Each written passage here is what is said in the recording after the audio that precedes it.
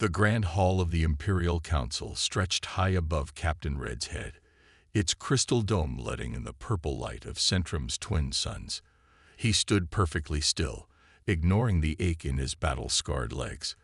His three eyes, each a different shade of gold, focused straight ahead as he waited for the council members to finish reading his report. Counselor First, the eldest of the group, finally looked up from the floating data screen, his gray skin wrinkled with what Red recognized as disapproval. "Captain, you expect us to believe that this primitive species poses a genuine threat to the Empire." His words echoed through the massive chamber. Red took a deep breath, his chest plates expanding slightly. 20 years of military service had taught him when to speak and when to remain silent. This was definitely a time to speak. "With all due respect, Counselor, I've fought in 37 planetary campaigns. I've seen species from every corner of our galaxy in combat. None of them compare to humans." Laughter rippled through the chamber. Counselor Second, her metallic scales gleaming under the purple sunlight, didn't even try to hide her amusement. "These humans haven't even colonized their own moon permanently. They still burn fossil fuels. Their primary weapons use primitive chemical propulsion. How could they possibly threaten us?" "That's exactly why they're dangerous," Red insisted, taking a step forward. Two guard drones moved closer, their weapon arms humming to life. He stopped but didn't back down. "We think we know everything about warfare because we've achieved space travel. The humans, they've spent their entire history fighting each other. They've mastered combat in every environment their planet offers. Deserts, mountains, oceans, Arctic regions, even urban warfare." Counselor Third, the youngest but also the most aggressive of the group, waved a dismissive tentacle. "So they're good at killing each other.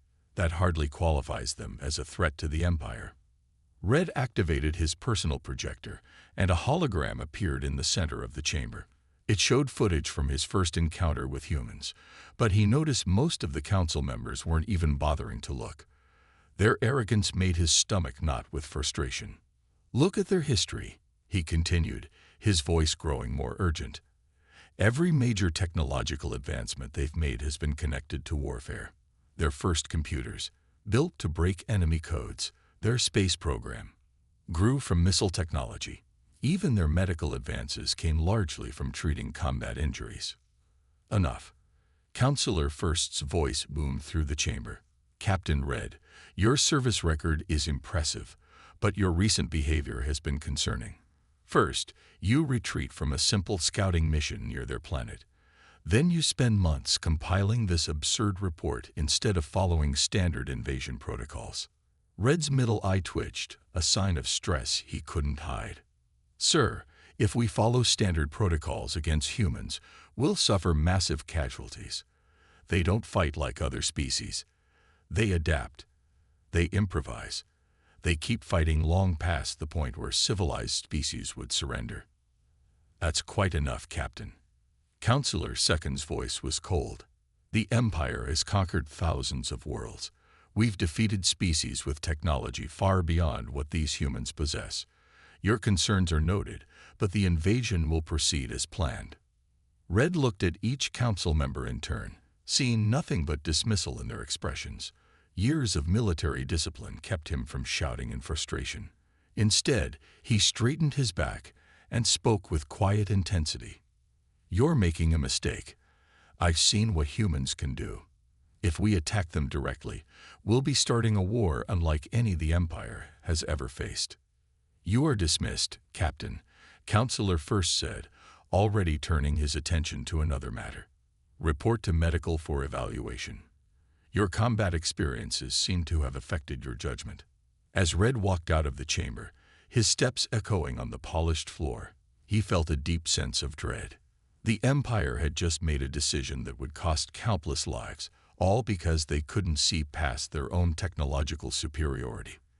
They didn't understand that humanity's greatest weapon wasn't their technology.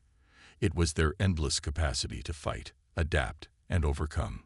The guards escorted him out, but Red's mind was already racing. trying to figure out how to prepare for the disaster he knew was coming. The humans would surprise them all, and he could only hope enough of his people would survive to learn from their mistake. 6 months earlier, in the cold darkness of space near Mars, Captain Red stood on the bridge of his patrol ship, Swift Hunter. It was supposed to be a routine mission. Scan the primitive solar system, log any significant changes, and return to base. His crew of 12 had done this hundreds of times before. "Captain, we're picking up an unusual signal," Officer Blue reported from her scanning station. Her four-fingered hands moved quickly across the control panel. "It's coming from just beyond the red planet's orbit." Red moved to look at the scanner himself. The signal was unlike anything he'd seen in this system before. "Show me visual." The main screen lit up, revealing the small vessel. Its design was completely unfamiliar, blocky, inelegant, with large solar panels extending from its sides. What caught Red's attention were the markings on its hull. NASA, and beneath it, Deep Space Research Vessel, Pioneer. "It's one of their ships," Red said quietly. "They've pushed further into space than our reports indicated." He felt a mix of surprise and concern. The humans weren't supposed to have ships this far out yet. Following standard protocol, Red ordered his ship to approach the human vessel. "Send the universal greeting signal," he commanded. The humans needed to be reminded that they weren't ready for deep space travel yet. The response wasn't what he expected. The human ship's engines suddenly flared to life. Instead of trying to run, it turned to face Red's much larger patrol ship. A voice crackled through their communication system, speaking in English, a language Red understood but hadn't expected to hear. "Unknown vessel, this is Captain Walker of the Pioneer. You've entered restricted space. Please identify yourself."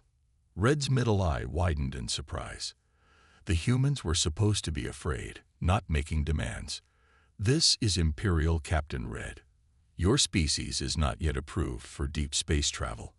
Power down your engines and prepare to be escorted back to your orbit." The human ship didn't move.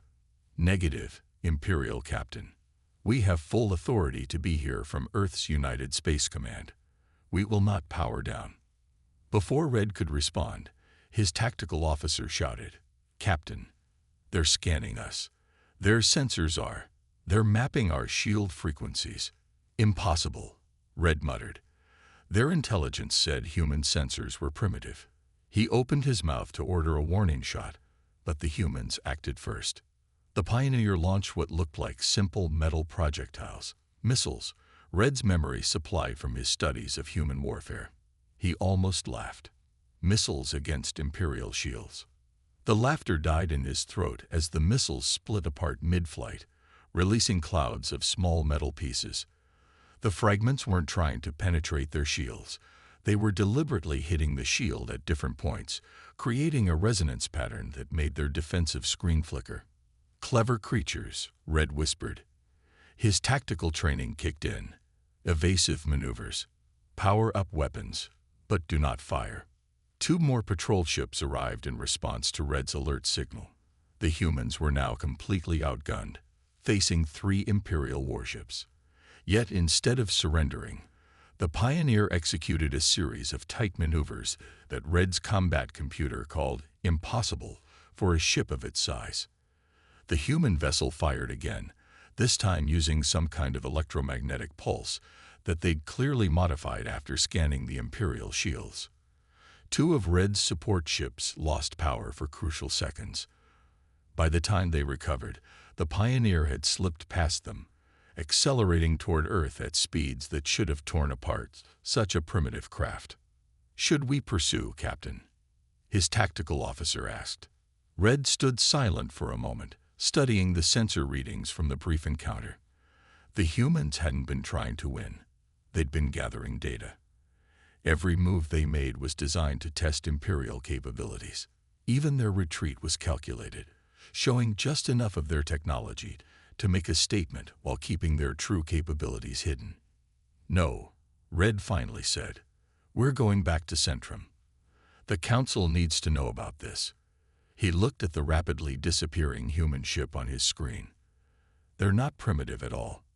They've been watching, waiting, and preparing.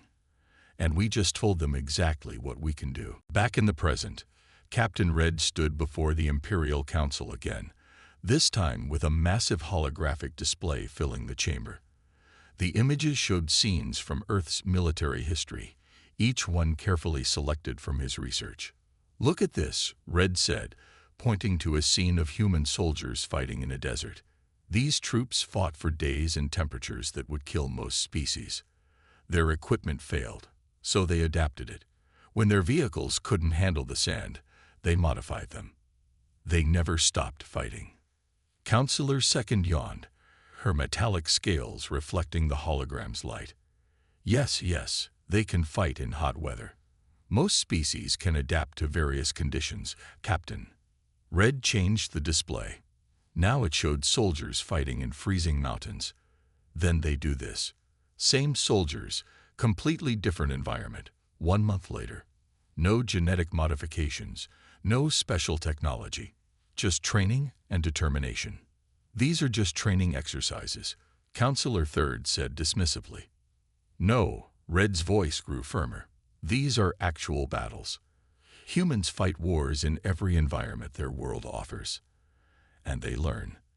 They learn faster than any species I've ever encountered." He switched the display again, showing scenes from various human conflicts. "Look at their history. In just 100 years, they went from simple powered flight to space travel. But that's not what makes them dangerous." He paused, making sure he had their attention. "What makes them dangerous is how they think about war." The display changed to show different weapons.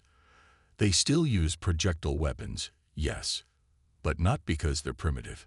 Because these weapons work. Kinetic energy doesn't care about energy shields, and they have thousands of varieties, each designed for specific situations. Counselor First leaned forward slightly, finally showing a hint of interest. "You mentioned something about their command structure in your report. Explain." Red nodded, bringing up new images. Their military units can operate independently if needed. Each soldier is trained to think, not just follow orders. If their commanders die, they don't fall apart. They adapt. I've seen entire species surrender when their leadership falls. Humans, they get angry and fight harder.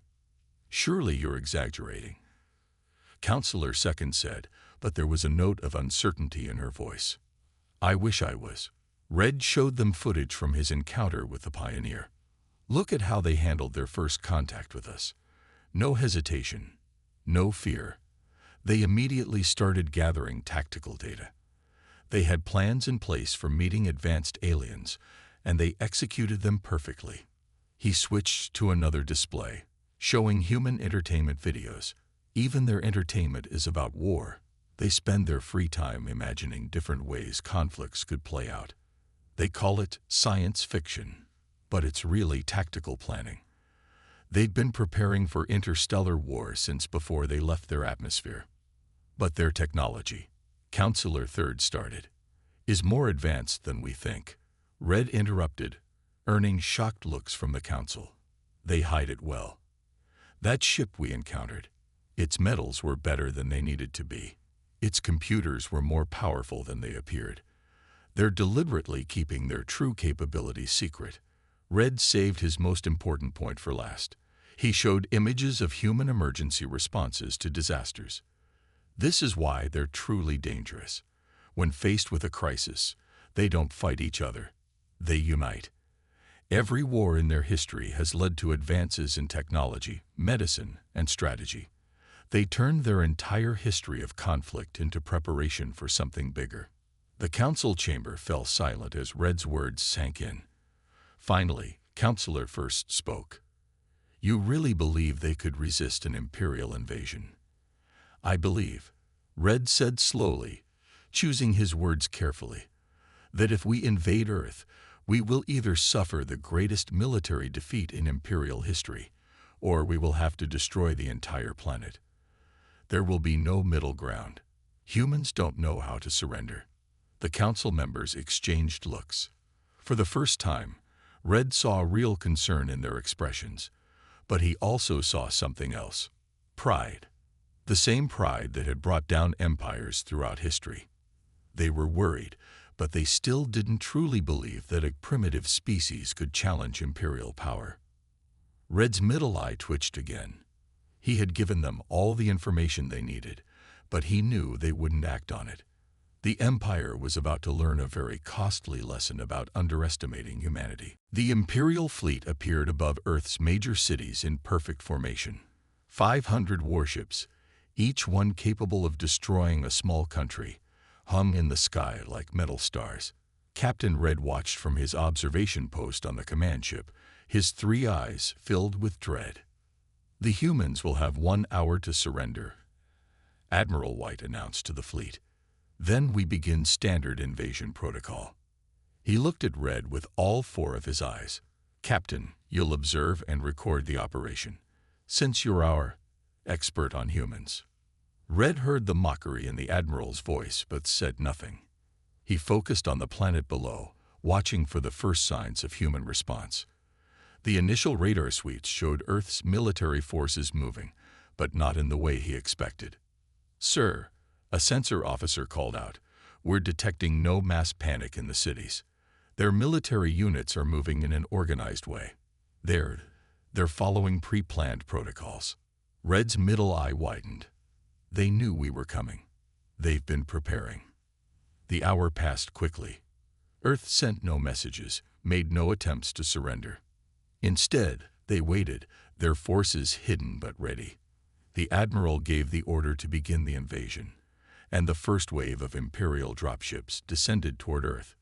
That's when everything went wrong. The first sign was when half the dropships lost power halfway through their descent. "Electromagnetic pulses," someone shouted. But these weren't normal EMPs. They were focused beams that targeted specific ships while leaving others untouched. "Impossible," the Admiral muttered. "Their technology isn't advanced enough for targeted EMPs." "No," Red said quietly. "They reverse-engineered it from our own shields after that first encounter. They've had months to prepare." The dropships that made it through the EMPs faced another surprise. Instead of using their limited energy weapons, the humans attacked with missiles. Thousands of them. Most were decoys, overwhelming the Imperial ship's defensive systems. The real warheads slipped through easily. "Our shields are calibrated for energy weapons," the tactical officer shouted. "These primitive projectiles, they're just passing through." Red watched as the humans demonstrated exactly what he had warned the Council about. They didn't fight like a modern army. They fought like survivors, like creatures who had spent their entire history learning the art of war. When Imperial ground forces landed, they found empty cities. The humans had evacuated their civilians with practiced efficiency. Instead of facing armies in open battle, the Imperial troops encountered endless traps, guerrilla attacks, and hit-and-run tactics. "They're not fighting fair." Admiral White raged as reports of mounting casualties came in. "No," Red agreed. "They're fighting to win." The humans had turned their cities into battlegrounds where they held every advantage. They used their older weapons alongside reverse-engineered alien technology. Simple projectile weapons proved devastating against Imperial armor designed to deflect energy blasts. Human snipers used bullets coated with materials that disrupted Imperial cloaking devices. By the end of the first day, the Imperial fleet had lost 80 dropships and over 10,000 troops. They held no significant territory. The humans had seemingly vanished, only to appear where they were least expected, strike hard, and disappear again. "Order all forces to regroup," Admiral White finally commanded. "We need to reassess our strategy." Red watched the tactical display showing Imperial forces pulling back. The humans didn't press their advantage. They were too smart for that.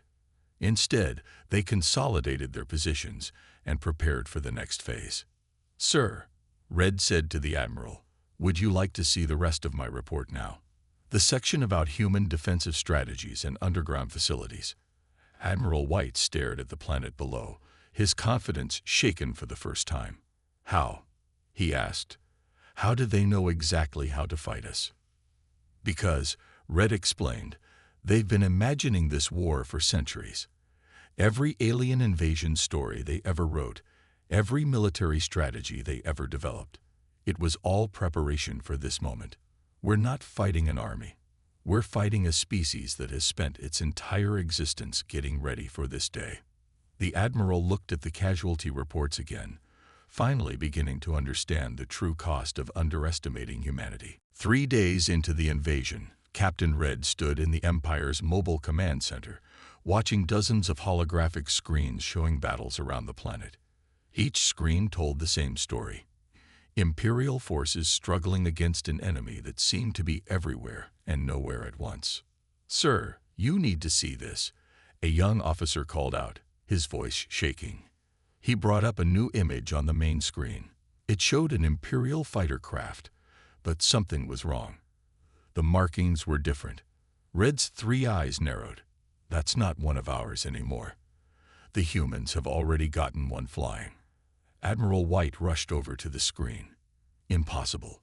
They can't have learned to pilot our technology so quickly. As if answering the Admiral's doubt, the captured fighter performed a series of maneuvers that even Imperial pilots rarely attempted.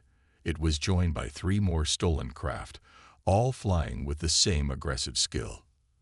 "They're not just copying us," Red explained, watching the human pilots push the stolen ships to their limits. "They're improving on our designs. Look at how they've modified the weapon systems."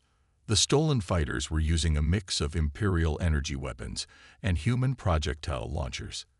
The combination proved devastating. Imperial pilots, trained to defend against energy attacks, found their shields useless against the physical projectiles. The humans had turned the Empire's own technology against them. But that wasn't the worst of it. "New contact," someone shouted, multiple signals rising from the ocean. Red watched in amazement as human submarines, vessels his people had dismissed as primitive, surfaced carrying missile batteries unlike anything the Empire had seen before. The humans had combined their underwater expertise with stolen Imperial technology to create weapons that could bypass the fleet's defenses. "They're not just adapting our technology," Red said quietly. "They're combining it with their own in ways we never considered." The evidence was everywhere. Human forces had taken Imperial communication devices and merged them with their internet, creating a command network that was impossible to shut down. They'd modified their simple projectile weapons with Empire shield technology, creating bullets that could phase through armor. Even their basic radio systems had been upgraded to detect Imperial stealth technology. "How are they learning so fast?" Admiral White demanded, watching another Imperial ship fall to the human counterattack. "Because they're not learning from scratch," Red explained. "They'd spent centuries preparing for this. Every science fiction story, every military exercise, every technological advancement. It was all building to this moment. They just needed to see our technology once to know how to use it."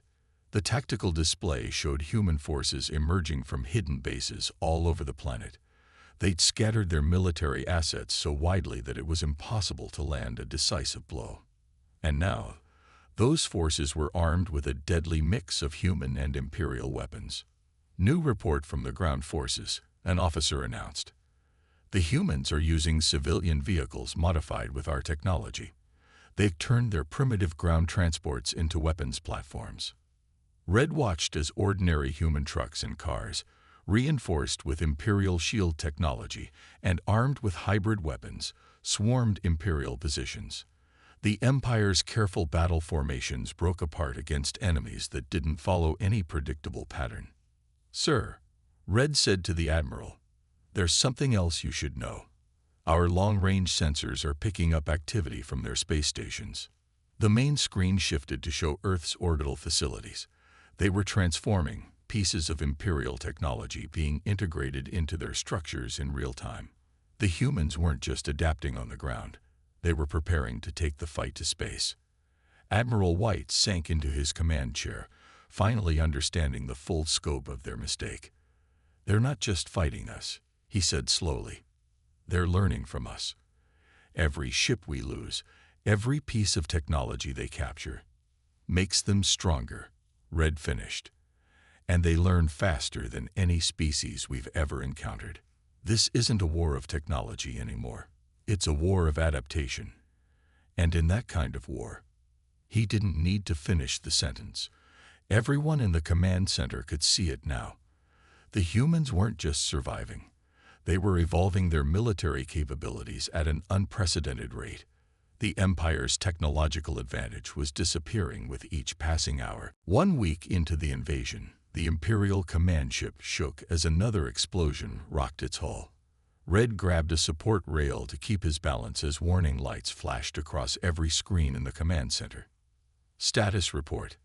Admiral White shouted over the noise of failing systems. We've lost another 30 ships in the last hour. The tactical officer reported, his hands shaking as he read the data. The humans, they're not just using our own ships against us now. They're building new ones, hybrids of their technology and ours. Red watched the main display as human spacecraft emerged from hidden facilities on their moon. The ships looked nothing like Imperial designs. They were ugly, practical things built for war. Their hulls were thick with physical armor instead of relying solely on shields. They carried both energy weapons and massive projectile guns. "Sir," a communication officer called out, "we're getting reports from all sectors. Our ground forces are in full retreat. The humans." He paused, checking his data again. "The humans are using their own children's toys against us." "What?" Admiral White turned to face the officer. "They're remote-controlled vehicles, sir. They've modified them with our technology. Small drones are slipping through our security perimeters. They're too small for our weapons to track effectively, but they're carrying explosive charges that can damage our equipment." Red nodded grimly. "They're using everything they have. Their entire civilization is turning into a weapon." The command ship shook again. On the tactical display, Red could see the Imperial fleet's formation falling apart. The carefully planned attack patterns that had won 1,000 battles were useless against an enemy that didn't fight by any rules. "We've lost contact with Ground Base 7, another officer reported. "The humans collapsed the entire underground tunnel network on top of it. They sacrificed their own infrastructure to trap our forces." Admiral White stared at the stream of reports in horror. "This isn't warfare. This is chaos." "No," Red corrected him. "This is human warfare. They don't care about looking civilized. They care about winning." The evidence was everywhere. Human forces were using their knowledge of their own planet as a weapon. They set fire to their own oil fields to create smoke screens that blocked Imperial sensors. They flooded valleys to trap Imperial ground forces, then used modified fishing boats to attack the stranded troops. "New contact," the sensor officer shouted. Multiple signals approaching from the asteroid belt. The main screen showed a swarm of small ships emerging from hiding places among the asteroids. The humans had taken mining vessels and turned them into warships. Tools meant for breaking up rocks now fired chunks of metal at Imperial ships at devastating speeds. "Our shields can't handle this type of assault," the tactical officer reported. "They're designed to stop energy weapons, not chunks of iron moving at relativistic speeds." Another explosion rocked the ship. The lights flickered, and for a moment, the command center was dark. When the emergency power came on, the tactical display showed even worse news. "Sir," Red said, pointing to a new set of signals, "they're not just using our technology anymore. They're starting to understand the principles behind it. Look." The display showed new human weapons appearing. They weren't copies of Imperial designs. They were completely new creations.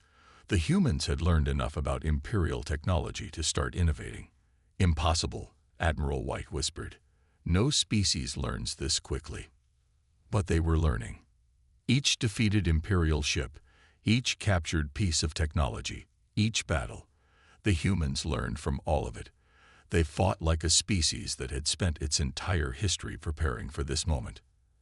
"Admiral," Red said solemnly, "we need to retreat. The longer we stay, the more they learn. the more they adapt. We're not just losing this war, we're teaching them how to fight the next one. As if to emphasize his point, another explosion lit up the sky. This time, it was an Imperial destroyer, torn apart by weapons that hadn't existed a week ago.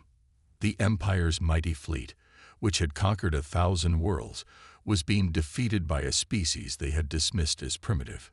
The Admiral looked at the casualty reports one last time, then made the hardest decision of his career. "Send the signal," he ordered. "All forces, retreat." 6 months after the failed invasion, Captain Red sat in a strange office in a building called the United Nations. The room had been modified to accommodate his alien biology, but he could still feel the Earth's gravity pulling slightly harder than he was used to. On his desk sat an old-fashioned Earth computer alongside Imperial technology, a perfect symbol of humanity's new hybrid civilization.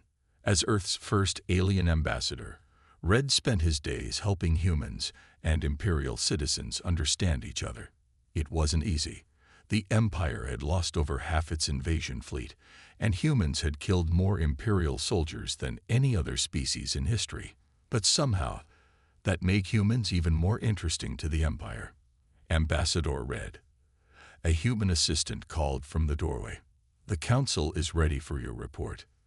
Red stood up, gathering his thoughts. Today would be his first address to the Imperial Council since the war ended. But this time, he wasn't speaking as a military officer. He was speaking as the voice of humanity. The holographic projector hummed to life, showing the familiar faces of the council members. They looked different now. The pride was gone from their eyes, replaced by something like respect and fear. "Counselors," Red began, his 3 eyes focusing on the projection. "I bring news from Earth. The humans have finished analyzing our technology, as we expected. But what they've done with it..." He paused, still amazed by humanity's progress. "Show us," Counselor First said quietly. The arrogance was gone from his voice. Red activated a series of displays showing Earth's new developments. Humans had taken Imperial technology and changed it in ways no one had imagined. They built ships that combined the best of both civilizations. Their weapons were unique hybrids of physical and energy-based systems. Even their civilian technology had evolved rapidly. "In 6 months," Red continued, "they've advanced more than most species do in 50 years. But that's not why I called this meeting." He showed them a new image, Earth's first faster-than-light ship. It wasn't a copy of Imperial designs. It was something completely new. "They're ready to join the galactic community," Red said. "Not as conquered subjects, but as equals. They're offering to share their innovations with the Empire, in exchange for full recognition of their independence and their right to explore space." The council chamber was silent for a long moment. Finally, Counselor Second spoke. "The humans killed thousands of our people. Why would they want peace now?" "Because that's another thing that makes humans unique," Red explained. "They fight harder than any species we've ever seen, but they don't hold grudges. They learn, they adapt, and they move forward. They're already talking about joint military exercises with Imperial forces." "Joint exercises?" Counselor Third seemed shocked. "With the Empire that tried to conquer them?" Red's middle eye crinkled in what humans had taught him was a smile. "They say it's better to learn from each other than to fight each other. And after seeing what they can do in battle, I think we should listen." He showed them one final image, a new space station being built in Earth orbit. It was staffed by both humans and Imperial citizens, working together to build something new. "The humans have a saying," Red told the council. "The best victory is one where both sides win." They're offering us a chance to turn our greatest military defeat into a different kind of victory. They want to explore the galaxy with us, not against us. The council members looked at each other, then back at Red. Counselor First spoke for all of them. "You were right about the humans, Captain." Ambassador Red, "We should have listened sooner, but we're listening now." As the hologram faded, Red looked out his window at the New York skyline. Human cities were changing, growing, evolving, just like their people.